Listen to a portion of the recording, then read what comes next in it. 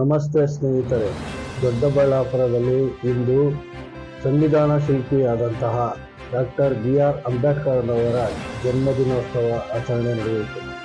ಆಚರಣೆ ಸಂದರ್ಭದಲ್ಲಿ JDSನ ಮುಖಂಡರಾದಂತಹ ಶ್ರೀಯುತ ಹರೀಶ್ ಗೌಡರು ಹಾಗೂ ಪ್ರಭುದೇವರವರು ಅವರು ಸ್ಥಳದಲ್ಲಿದ್ದರು.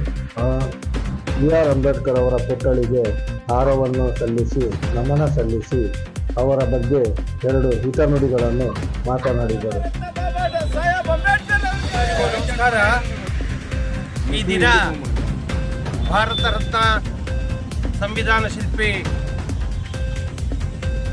Doctor B R. ಅಂಬೇಡ್ಕರ್ ಅವರ 133ನೇ ಜನ್ಮ ದಿನಾಚರಣೆಯ ಈ ಸಂದರ್ಭದಲ್ಲಿ ಏಕತೆ, ಭ್ರಾತೃತ್ವತೆ ಮತ್ತು ಅಖಂಡ ಭಾರತದ ಸಂವಿಧಾನವನ್ನು ಬರೆದಿರ್ತಕ್ಕಂಥ ಡಾಕ್ಟರ್ ಬಿ.ಆರ್. ಅಂಬೇಡ್ಕರ್ ಅವರಿಗೆ ಈ ದಿನ ನಾವು ನಮನಗಳನ್ನು ಜಾತ್ಯತೀತ ಜನತಾದಳದ ಪರವಾಗಿ ಅರ್ಪಿಸ್ತಾ ಇದ್ದೀವಿ.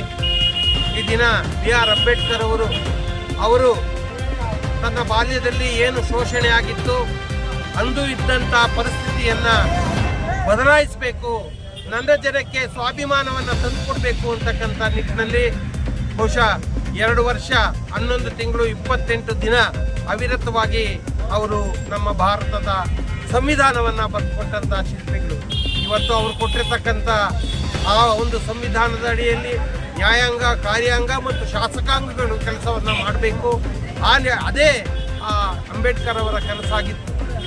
ಅವರು ಇತಿಹಾಸವನ್ನು ಮರೆತವರು ಇತಿಹಾಸವನ್ನು ಸೃಷ್ಟಿಸಲಾರರು ಅಂತ ಅಂಬೇಡ್ಕರ್ ಅವರು ಹೇಳಿದರು. ಈ ದಿನ ಅಂಬೇಡ್ಕರ್ ಅವರ ಮಾರ್ಗದರ್ಶನದಲ್ಲಿ ನಾವೆಲ್ಲ ಕೂಡ ಅವರ ಆಶಯದ ಸಂವಿಧಾನವನ್ನು ಹುಟ್ಟಿಸೋದಕ್ಕೆ ಪ್ರಾಮಾಣಿಕವಾಗಿ ಪ್ರಯತ್ನ ಪಡೋಣ ಅನ್ನತಕ್ಕಂಥ ಆಶೆಯನ್ನು ವ್ಯಕ್ತಪಡಿಸಿ ನನ್ನ ಮಾತನ್ನು ಹೇಳೋದಕ್ಕೆ, ಸಂವಿಧಾನವನ್ನು ಸೃಷ್ಟಿ ಮಾಡಿದಂತಹ ದೇವರು ಅಂತ ಹೇಳಿಬಿಟ್ಟು ನಮ್ಮ ದೇಶದ ಪಾಲಿಕೆ ಅವರ ಹುಟ್ಟುಹಬ್ಬ ಇದೆ ಇವತ್ತು. ಭಗವಂತ ಅವರ ಹುಟ್ಟುಹಬ್ಬಕ್ಕೆ ಒಳ್ಳೆಯದನ್ನು ಮಾಡಲಿ. ಮತ್ತು ಅವರು ಏನು ಕಲ್ಪಿಸಿಕೊಟ್ಟಂತಹ ಸಂವಿಧಾನದಲ್ಲಿ ಯಾವುದೇ ಒಂದು ಜಾತಿ ಭಿನ್ನಾಭಿಪ್ರಾಯ ಇಲ್ಲದೆ ಇವತ್ತಿನ ನಮ್ಮ ರಾಜಕೀಯ ವ್ಯವಸ್ಥೆಯಲ್ಲಿ ಅವರು ಒಂದು ನಮ್ಮ ದೇಶದ ಬೆನ್ನೆಲುಬಾಗಿ ಅವರು ನಮ್ಮ ಕಣ್ಮುಂದೆ ಇಲ್ಲ ಇರ್ಬೋದು. ಅವರು ಮಾಡಿರುವ ಕಾರ್ಯಗಳು ನಮಗೆ ಪ್ರತಿ ವರ್ಷ ಅವ್ರನ್ನ ಹುಟ್ಟಿದಂತೆ, ಮರು ಹುಟ್ಟಿನಂತೆ ನಾವು ಈ ದೇಶದಲ್ಲಿ ಅವ್ರನ್ನ ನೆನಪಿಸ್ಕೊಳ್ತಾ ಇಡೀ ವಿಶ್ವಕ್ಕೆ ಒಂದು ಸಂದೇಶವನ್ನು ಸಾರಿದರೆ. ಅಂದಿನ ದಿನದಲ್ಲೇ ಭಗವಂತ ಅವ್ರಿಗೆಲ್ಲ ಒಳ್ಳೇದು ಮಾಡಲಿ.